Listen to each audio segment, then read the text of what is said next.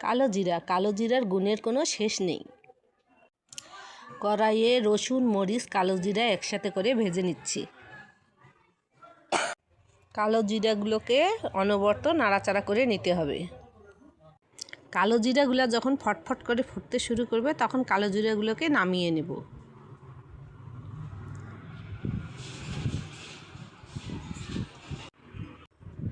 এরপর শিলপাটায় ঢেলে নেব এবং কালো জিরাগুলোকে আগে পিষে নেব।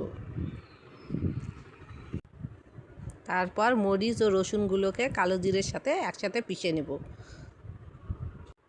ভালোভাবে পিষে নিতে হবে, সবগুলো জানি একসাথে মিহি হয়ে যায়।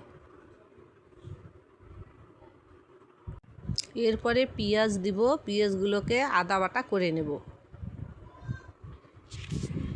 পেঁয়াজগুলোকে বেশি পিষবো না, কারণ বেশি পিষলে পানি পানি হবে।